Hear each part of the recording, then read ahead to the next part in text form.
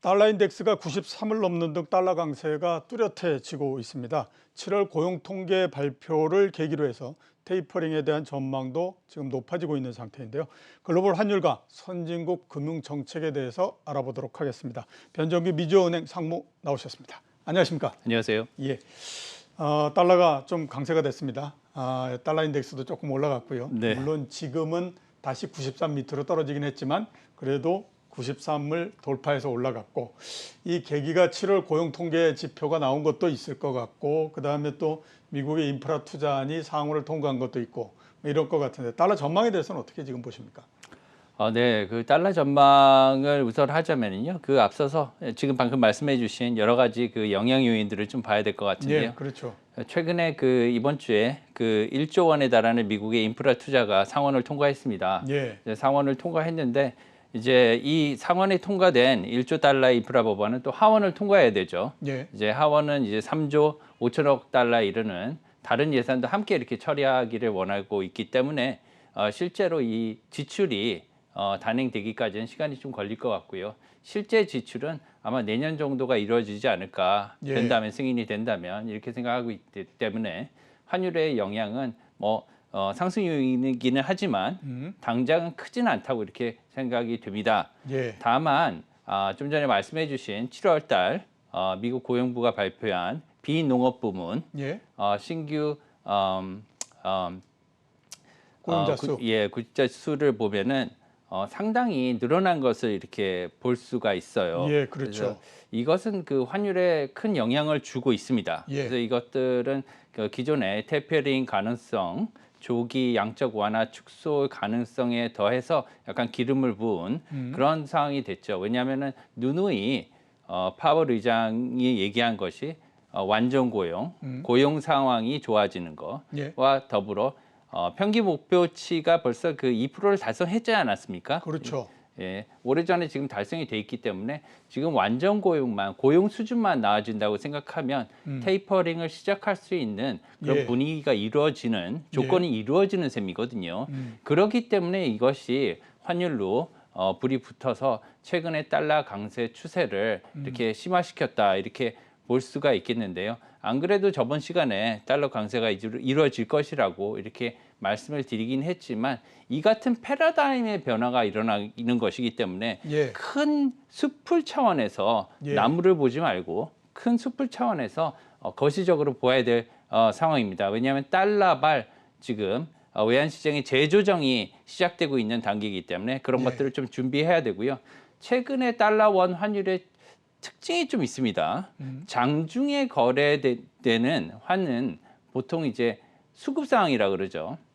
매수 매도에 따른 수급 상황에 따라 많이 이렇게 그 환율이 결정이 되는데 예. 최근의 장중의 환율 결정은 이런 수급보다는 테이퍼링에 관한 뉴스나 외국인의 움직임, 특히나 그 NDF라고 하죠. 그 역외 선물안, 예. 역외 선물안의 움직임에 굉장히 민감하게 따라가는 것을 볼 수가 있습니다. 그래서 예. 역외 선물안 환율이 오르면 따라 오르고 떨어지면 따라 떨어지는 그런 동반적인 그런 양상을 보여주고 있는데요. 최근에 한국 그 환 시장이 규모가 많이 커졌지 않습니까? 그렇죠. 그리고 한국 원화의 위상도 많이 커졌기 때문에 예전과 같이 사실은 이렇게 그 역외 선물안을 따라가는 그런 기조가 많이 없어졌었던 게 사실이거든요. 예. 이런 것들이 다시 살아나는 걸 보면 상당히 현재는 외국의 그런 그 눈치나 아니면은 민감하게 작용하는 것을 볼 수가 있습니다. 예. 좀 전에 화면에서 나왔던 것처럼 지금 원달러 환율이 1159원 10전입니다. 네. 1150원을 넘기는 쉽지 않을 거다라는 얘기들을 하는 사람도 있었는데, 지금 0.9가 90점만 더 오르면 1160원대로 들어가거든요. 원달러 환율에 대해서는 지금 어떻게 보십니까? 약세가 계속되고 있는 상태인데. 예, 저번 시간에 그래서 중앙은행 뭐 우스갯소리 중앙은행도 그 맞기 힘들 것이다 이렇게 얘기를 했지만 예. 이게 좀 그 펀더멘탈리 그 기조가 변화되고 있는 거기 때문에 그렇게 예. 하고요. 사실 이 펀더멘탈이 변화하면 뭐 환율에 있어서 1원, 2원, 5원의 변화가 문제가 아닙니다. 예. 큰 패러다임의 변화는 크게 아까 변하는 걸 봐야 되기 때문에 제가 아까 말씀드린 숲을 봐야 된다 이렇게 말씀을 드렸던 거고요. 예. 예, 그에 따라서 조금 앞으로는 좀 그 달러발 이런 재조정이 계속 일어날 것으로 이렇게 생각이 됩니다. 예. 달러발 재조정이 계속해서 일어난다. 1159원, 1160원이 천장은 아니겠죠? 그렇게 따지면 좀 더 올라갈 수 있는 가능성. 이것도 좀 더 열어놔야 된다. 예. 지난달 1130원대에서 이제 1140원대로 올라섰고요, 지난달에. 예. 이번 달에 이제 1150원대를 이렇게 하방으로 지지하는 그런 모습을 보여주고 있습니다. 예. 1150원대를 이렇게 지지하면서 상방으로 이제 가는 움직임을 보여주고 있는데요. 앞으로 연준의 방향이라든가 아니면 여러 가지 인플레이션이라든가 고용 지표라든가 여러 가지 그런 그 변수들이 많이 있기 때문에 앞으로는 속도날 수는 없지만 하여튼 방향은 그쪽으로 지금 설정이 되고 있는 추세입니다. 예, 알겠습니다. 자, 미국의 금융 정책에 대해서 한번 좀 여쭤보도록 하겠습니다. 잭슨 지금 그 전체적으로 테이퍼링에 대한 분위기는 무르익어가고 있는 것 같다. 이렇게 이제 좀 전에도 말씀을 해주셨고요. 많이들 얘기하고 있는 게 잭슨홀 미팅에서 그에 관련한 얘기가 나오고, 그러니까 거기에서부터 이제 테이퍼링이 본격적으로 아무튼 뭐 어떤 시나리오와 어떤 프로그램을 가지고 진행이 될 것인가 하는 것이 나올 거다라는 얘기를 하고 있거든요. 그럴 수 있는 가능성하고 만약에 그렇다라고 하면 환율에는 어떤 영향을 줄 거라고 보십니까? 네, 최근에 여러 위원들이 많이 이렇게 테이퍼링에 대해서 언급을 많이 한 부분을 볼 수가 있습니다. 예. 기존에 뭐 그 카플란, 댈러스 연은 총재라든가 여러 위원들이 얘기를 많이 했었지만 최근에는 비둘기파로 이렇게 보아지던 시카고, 보스턴, 애틀랜타 연준 총재까지도 테이퍼링에 대한 연내 가능성을 시사하는 발언들을 계속 연이어서 하고 있는데요. 이 같은 테이퍼링에 대한 발언들은 연내 테이퍼링 가능성을 이렇게 높여주고 있는 상황이고요. 최근에 그 주택 가격이 굉장히 많이 올랐습니다. 미국도. 그리고 네. 여러 가지 인플레이션에 대한 위협이 이렇게 나오는 가운데 7월 달에 고용 지표가 이렇게 좋게 나옴에 따라서 네. 이제 불에 이제 기름을 부은 격이죠. 예, 그렇죠. 그렇게 해서 급격히 이렇게 물살을 타고 있는 모양인데요. 이제 시장의 분위기는 테이퍼링을 해야 될까 안 해야 될까 실시 여부가 아니라 시기의 문제로 그렇겠죠. 이렇게 예, 갖고 예. 있습니다. 그래서 반증을 보시면은 10년째 미국 그 국채 금리가 최근 1.17까지 떨어졌다가 1.3%로 다시 반등하지 않았습니까? 그렇죠. 이런 것은 시장의 그런 기대를 다시 보여주고 있는 반증으로 이렇게 보여지고요. 특히나 이번 그 말씀하신 8월달에 잭슨 홀 미팅 예. 굉장히 좋은 리조트지 않습니까? 그렇죠. 저는 사실 한번 가봤는데요. 굉장히 좋더라고요. 한국의 예. 평창 같은 곳인데. 아, 그렇습니까? 8월 말에 이제 연준 위원들과 그다음에 중앙은행 총재들이 이렇게 모여서 미팅을 하는데 과거에도 여러 차례 통화 정책의 기조 변화 이런 거에 대해서 많이 이 회의에서 언급이 됐단 말이죠. 예. 이번에도 그래서 여러 가지 기대와 우려가 교차하는 그런 미팅으로 지금 사람들이 생각을 하고 있습니다. 예. 다만 제 생각에서는 지금 파월 의장이 직접적으로 본인 이름으로 한 번도 테이퍼링에 대한 가능성을 시사한 적이 없기 때문에 예. 이번에 시사한다면 굉장히 큰 이슈로 받아들여질 거고요. 시장에 큰 충격이 올 수도 있습니다. 예. 하지만 파월 의장의 발언 성격이라든가 과거에 비춰볼 때 이번에 테이퍼링에 관한 구체적인 언급은 없을 거고요. 예. 다만 테이퍼링을 할 수도 있을 것 같은 그런 암시는 있을 수 있을 것 같습니다. 예. 따라서 구체적인 계획이라든가 테이퍼링을 실시하게 되면은 언제 실시하고 어떤 채권을 얼마만큼 줄여야 되는지 그 속도나 이런 것들이 다 정해져야 되지 않겠습니까? 그렇죠. 예, 이런 예. 것들은 9월 FOMC에서 아마 결정될 것으로 이렇게 전망하고 있습니다. 예. 연준이 미리미리 좀 땡겨서 일을 했으면 지금 조금 편했을 것 같다라는 생각이 드는데 맞습니다. 그 해야 될 일을 안 하고 계속 뒤로 밀어놓으니까 지금 이렇게 계속해서 코너로 계속해서 몰리고 있다 이런 생각이 좀 들어요. 맞습니다. 예, 자 그리고 금리가 좀 올라가고 또 달러도 강해지고 이렇게 되다 보니까 이제 긴축에 대한 공포도 조금씩 지금 높아지고 있는 상태입니다. 맞습니다. 긴축에 대한 공포 어떻게 우리가 봐야 될까요? 글쎄요, 과거에 그 버냉키 의장이 테이퍼링이라는 말을 처음 썼지 않습니까? 그렇죠. 예, 2013년도인가요?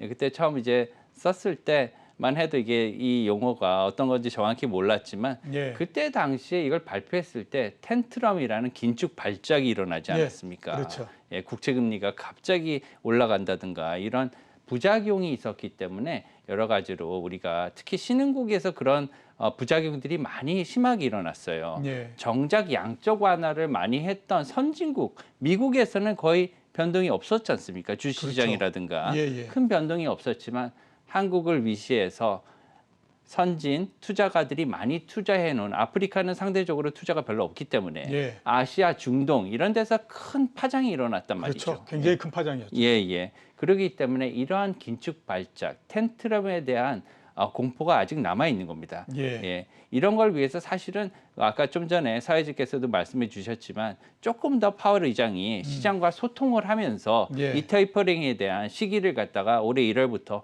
어느 정도 얘기를 해줬으면은 시장에 이게 반영이 됐을 텐데 예. 이것이 반영되지 않고 갑자기 반영될 수 있기 때문에 아까 말씀드린 금융 전체적으로 보면 금리라든가 외환 시장이라든가 이런 재조정이 불가피해졌다는 것이죠. 예, 그래서 우리나라도 신흥국에 통화적으로는 신흥국에 들어가 있기 때문에 예. 조심을 해야 될 것 같습니다. 예. 글쎄 옛날에는 연준이 금리를 못 올려서 난리를 쳤었는데 지금은 금리를 안 올리겠다고 난리를 치고 있는 상태니까 상당히 좀 그 시장이 적응하기가 좀 어렵다 이런 생각이 좀 많이 들기는 합니다. 그러네요. 한국은행에 대해서 한번 좀 여쭤보도록 하겠습니다. 네. 금리 인상 할 거라고 하는 전망들 굉장히 많고요. 빠르면 8월 달 그래 인상하고 올해 내 2번도 인상할 수 있고 또 뭐 거기에서 한 번 더 나가서 내년도 3월 달에 대선이 있기 전에 또 한 번 더 인상할 수도 있다. 이런 얘기들도 하고 있거든요. 네. 한국은행의 그 포지션에 대해서는 지금 어떻게 보십니까? 글쎄요, 제가 모르긴 모르되 지금 굉장히 내부적으로 여러 가지 고민이 많을 것으로 생각이 됩니다. 그렇겠죠. 예. 이제 사람을 본다면 이제 그 고혈압이나 네. 아니면 당뇨병이나 같이 갖고 있을 때는 이게 어떤 약을 쓰면은 다른 쪽에 영향을 주니까 힘들지 않습니까? 예, 예. 그러자니 또 올리자니 지금 상당히 경제 사정이 안 좋은 측면도 많이 있지 않습니까? 가게들 중에서 대출로 이렇게 생활을 하시는 분들도 많은 상황에서 8월 달에 올리자니 참 힘들고 그리고 안 올리자니 사회적인 부작용이 지금 많이 나타나고 있습니다. 예, 특히 여러분, 부동산이 뭐 맞습니다. 난리가 아니니까요. 예, 7월 달 주택 신규 대출이 아마 10조 원이 예, 넘었다죠. 그렇죠. 예, 엄청난 금액입니다. 예. 이런 것들 잡기 위해서는 또 금리를 인상하는 것도 그 한 방편이 되겠지만 제 생각에는 이렇게 코로나 신규 확진자가 2,000명이 넘는 수준에서는 올리기 좀 힘들 것이고요. 예. 2번에 걸쳐서 지금 금통위가 3번 남아 있지 않습니까? 예.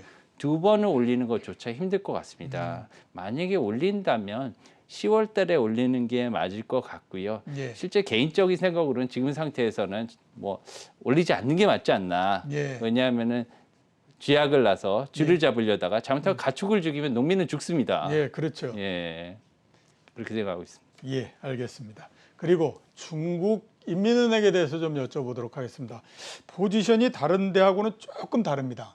그 지준율 인하도 했는데 중국의 인민은행은 어떤 정책을 필요로 보십니까?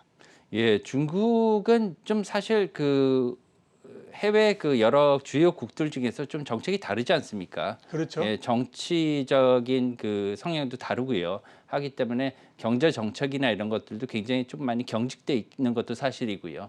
그래서 좀 최근에 그 은행의 지준율을 0.5% 포인트 이렇게 인하하면서 예. 시중에 유동성을 1조 위안 가량 막대하게 이렇게 공급을 한 셈이죠. 물론 중국이 큰 나라긴 하지만 이렇게 인하했다는 거는 경제에 우리가 이렇게 완화적인 그 스탠스를 완화적인 정책을 계속 유지할 거다 이러한 공포를 해주는 겁니다. 그래서 예. 앞으로는 금리 인하라든가 여러 가지 완화적인 유동성을 공급하는 그런 지속적인 정책을 함으로써 경제를 굉장히 유연하게 만들겠다 이런 의지죠. 그래서 그런 것들을 계속 한다면은 중국의 경제가 조금씩 나아져야 되는데 사실은 이렇게 하는 이유가 뭐냐 하면은 하반기에 중국의 경제 성장이 둔화될 것으로 많은 학자들은 이렇게 생각을 하고 있지 않습니까? 예, 그렇죠. 예, 지금 바이러스도 더 확산세가 시작이 되었고 그리고 생산자 물가도 많이 뛰었고요. 예. 그리고 원재재 가격도 지금 지속해서 조금씩 오르고 있는 상태고요. 무엇보다 임금이 많이 오르고 있는 상태입니다. 예. 예, 그래서 앞으로 중국에 투자할 때는 조금 유의를 해야 될 것 같은데요. 앞으로 중국에 관한 환율에 있어서는 예. 특히나 중국이 현재 환율을 유지하는 것을 지금 정책적인 목표로 삼고 있는 것으로 보입니다. 예. 6.4위안대에서 달러당 6.45위안대에서 한 6.5위안대 현재 이 상태에서 있는데 약간 약화될 수가 있습니다. 위안화가 예. 지금 경제 성장률이 둔화되고 하면 그래서 6.6위안대 사이에서 이렇게 결정되지 않을까 이렇게 중국 위안 환율을 보고 있습니다. 예, 지금 정도의 환율에서 계속해서 결정이 될 거다. 이렇게 말씀을 해주셨습니다. 자, 오늘 나와주셔서 감사합니다. 감사합니다. 예, 지금까지 변정규 미주은행 상무였습니다.